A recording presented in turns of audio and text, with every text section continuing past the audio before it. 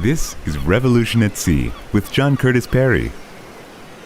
Episode 15, New Oceanic Pathways. The Europeans were the first to have a perception of the Pacific, to differentiate it from the Atlantic, that other branch of the world ocean that they had come to know well. Their entry into the Pacific reflects two lines of interest. First, ocean as avenue to East Asia, known to be a source of great wealth. The Portuguese Magellan, sailing under Spanish flag, had found a passage round the southern end of America through the straits bearing his name. The Dutch were the first to round Cape Horn, which they spelled with two O's, named for the Dutch hometown of some of the sailors. The Spaniard Balboa is the first European to see the Eastern Pacific at its American center by crossing the narrow Isthmus of Panama. The Spaniards then give up the Horn, so far south, so remote, so dangerous. Instead, they use Balboa's route or cross the waste of Mexico, even though it requires transshipment, breaking bulk for cargo, which is both cumbersome and expensive. As routes to Asia, these did not compare to the African Cape of Good Hope. A second line of European interest was the Pacific as avenue to lands expected to exist in its vast expanse, especially Terra Australis Incognita, a putative, huge, temperate landmass balancing the weight of the globe, a necessary counterpart, they thought, to Eurasia. Control of it, obviously, could alter the strategic balance of the world. British writers like Swift and Defoe stimulate interest in this great unknown, the so-called South Sea. Swift's satiric Gulliver plays with the idea, exciting the imagination.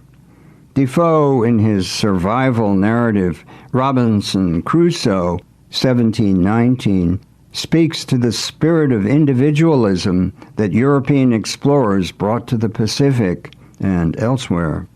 The Pacific long remained a region outside the realm of reality, a stimulus to geographical fantasy, a longing for unknown utopias, what Atlantis had been for generations. The 18th century was a great age of European Pacific exploration, much of it done by warships, British, French, and even Russian, challenged by distances without precedents in vastness, disease, notably scurvy. The causes of that were suspected but still not thoroughly understood, and hostility, unfriendliness of other Europeans, the Spaniards on one side, the Dutch on the other. All this kept European knowledge scanty until the mid-18th century. Then came James Cook. To call him the British Columbus doesn't do him justice. He left his successors with little to do except admire. A Yorkshireman, he first worked in the coastal traffic, carrying coal from Newcastle to keep London in business.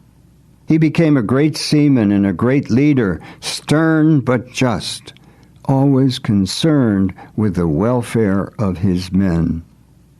Cook learns that a great unknown continent does not exist, and that strategic thinking had to adjust to islands instead of a vast unknown continent.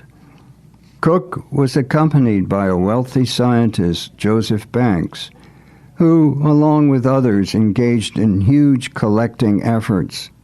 Science then enjoys great vogue. It's the period of the Enlightenment. Cook's voyages stimulate cartography, ethnology, and anthropology, hydrography, and astronomy, ultimately science as a whole. Expeditions of that time always include an artist. The information gleaned was published and widely discussed, not sequestered in archives.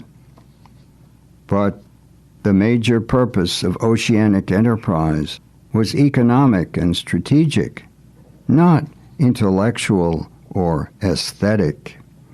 And exploration all too easily becomes exploitation.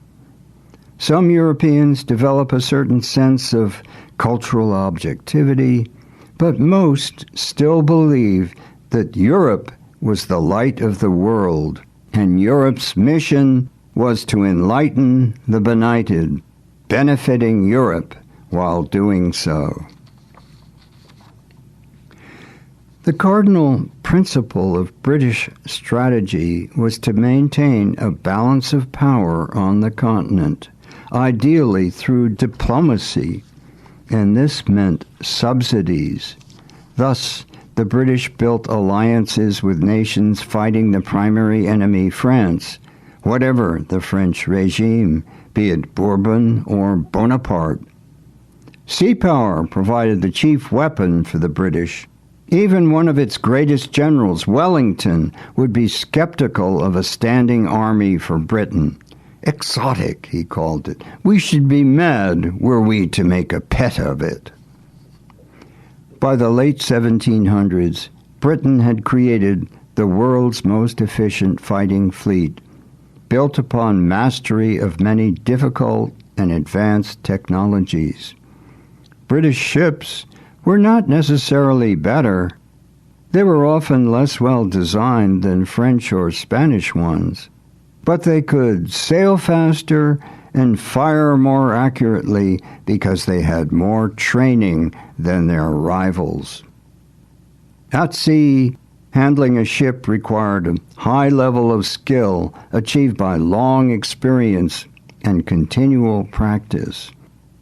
A high fighting spirit gripped British officers, stimulated by prize money, which was shared by all, even seamen, although not equally.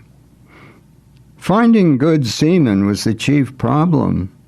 In the Royal Navy, felons, paupers, and foreigners of uncertain background and character were all too prominent. Despite the reforms of Pepys, conditions were poor. Dr. Johnson could still declare that going to sea was like going to jail with the risk of being drowned. Naval pay was lower than that in the merchant marine, the discipline harsh. 2/3 of the ship's company were unskilled or semi-skilled and had to be whipped into shape by the others, literally as well as figuratively by the cat, a whip with 9 knotted cords. Seaman Samuel Leach reports the results of flogging. The lacerated back looks inhuman. It resembles roasted meat burnt nearly black before a scorching fire. And yet the punishment did not kill. The sailors' skills were too much in demand for that to happen. Hauling and pulling guns and sails was tough and often dangerous physical work with frequent injuries. Medicine was primitive. Surgery performed without anesthesia. The surgeon took out his knife, and the hapless patient was given a slug of brandy and an iron bar to chew on, with crew members holding him down. Living conditions were poor. Sailors were crowded together, often cold with wet clothing and sleep-deprived. A shortage of water meant poor hygiene, with skin ailments and lice abounding. Spanish hyperbole had it that the lice were so large that some of them got seasick and vomited up flesh they had bitten from apprentice seamen.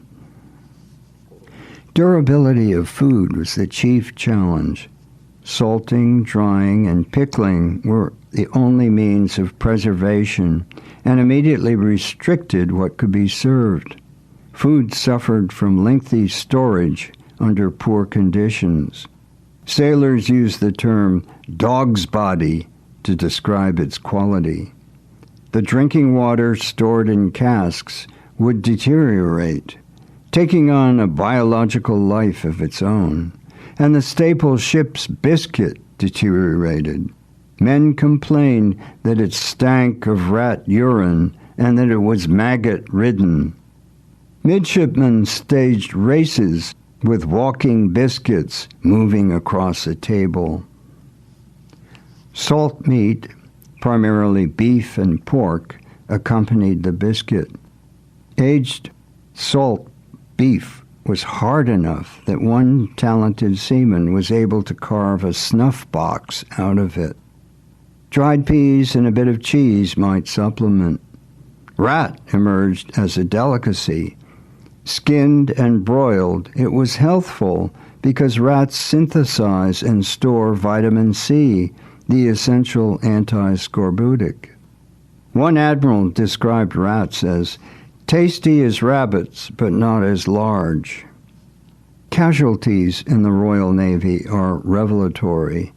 31% died of accidents, 10% from shipwreck or fire, only 8% from enemy action, 50% died of disease.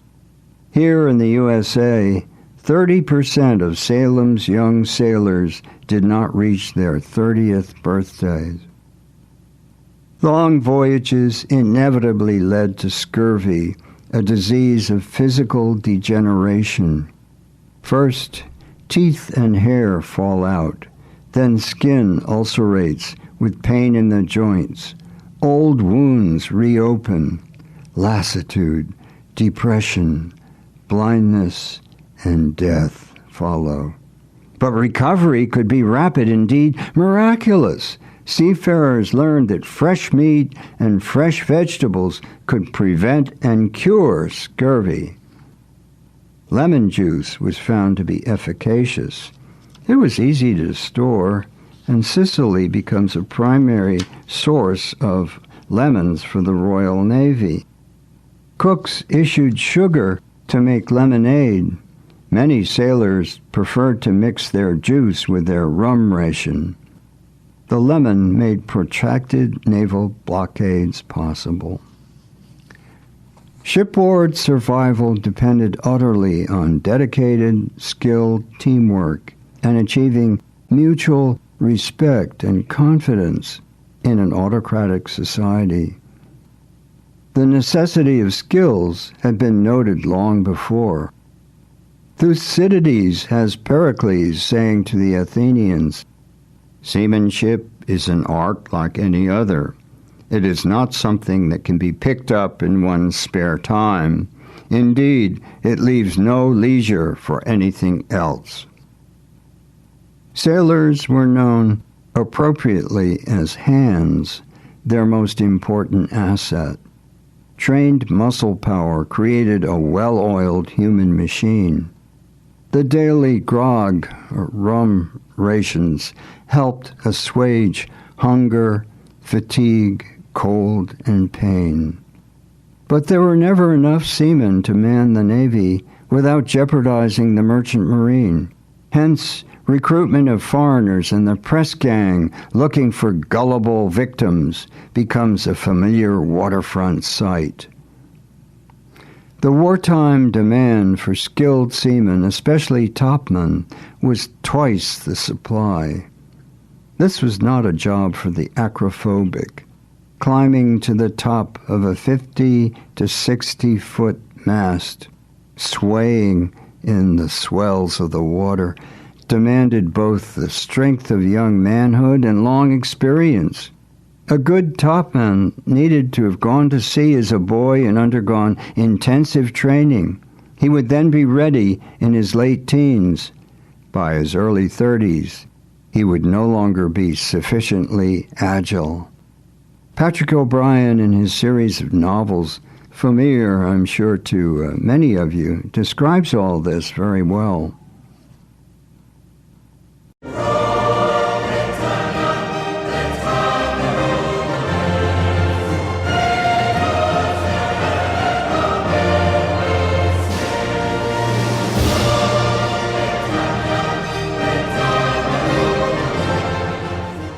British supremacy at sea was based upon a slowly, but only slowly, changing naval technology.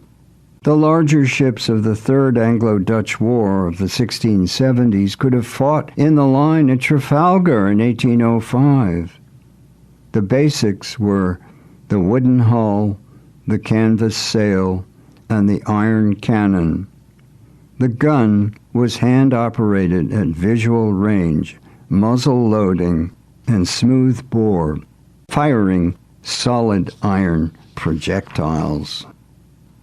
A ship's firepower was formidable, illustrating the central technological economic factor of early modern history, the superiority of water carriage over anything on land as a weight carrier.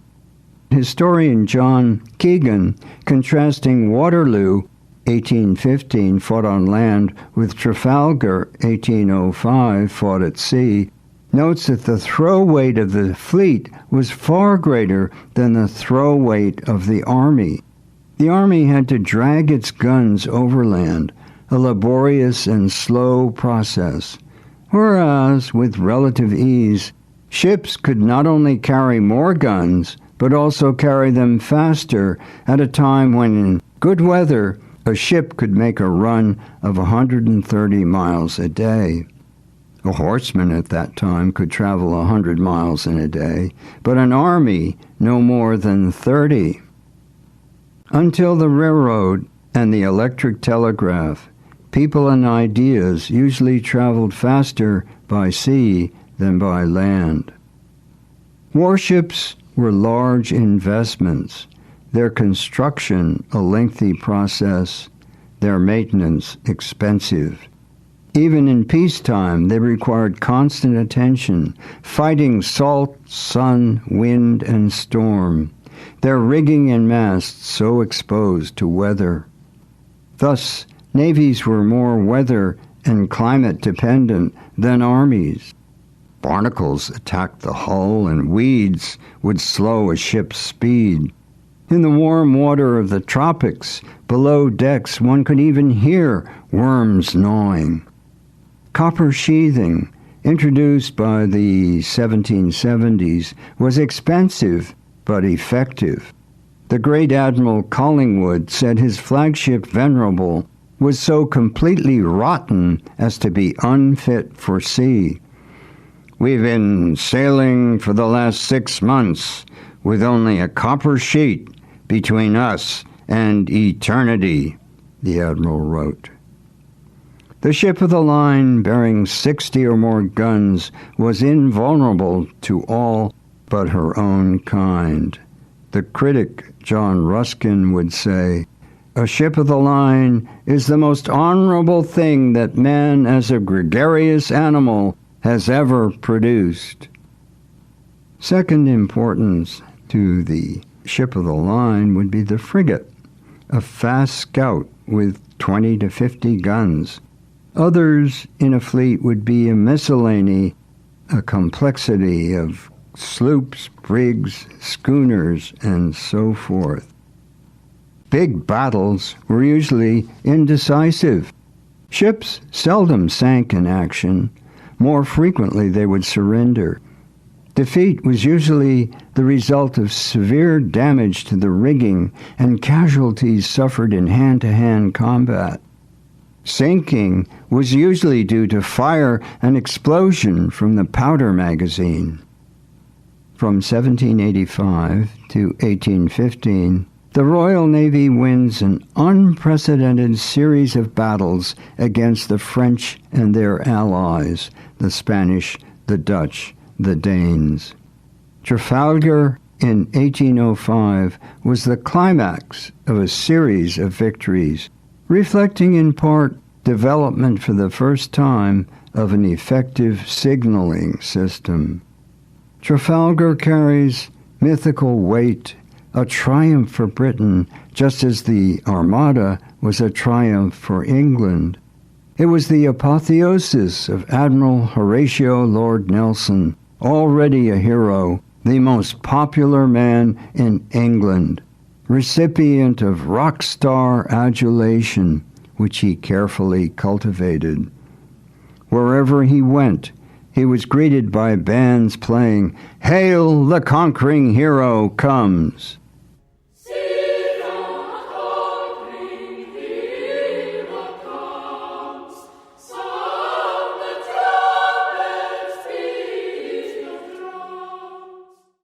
Nelson was tiny, frail.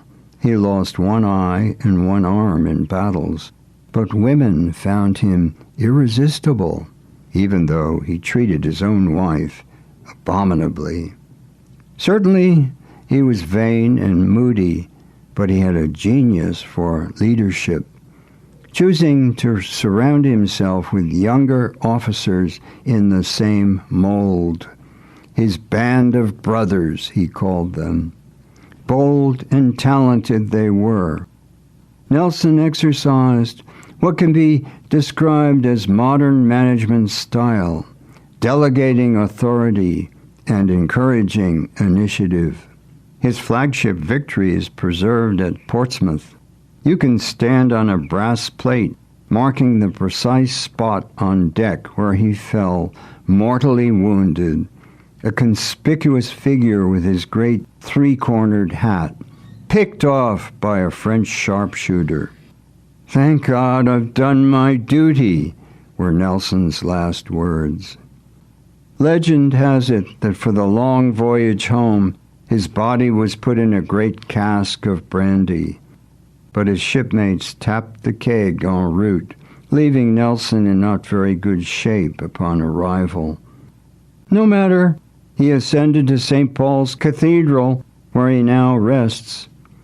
Nelson would be as great a hero for the 19th century as Churchill was for the 20th, both iconic figures for the Navy and the nation. Churchill always liked to refer to himself as former naval person.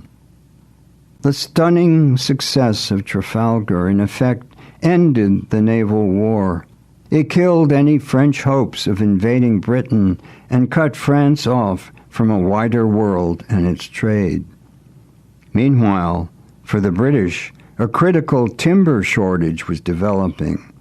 It was always available, but increasingly expensive because it was imported.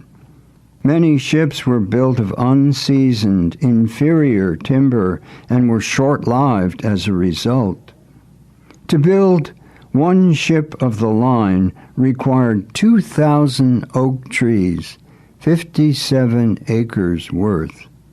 It was said that with the masts of the fleet, England transplanted her forests to the sea. Dire need provided a major impetus to search for new materials. The Industrial Revolution would rescue the Royal Navy from a growing crisis. Cheap iron plates became an effective substitute for expensive oak planks.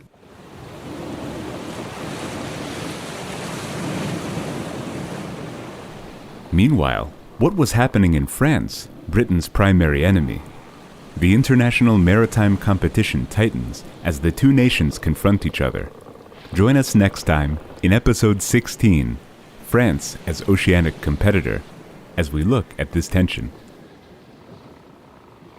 Revolution at Sea is written and spoken by John Curtis Perry, with additional voicing by Jamie Rosenberg. Recording by 1623 Studios in Gloucester, Massachusetts. Production and distribution by Albert Bouichadet-Ferret. Goodbye until next time.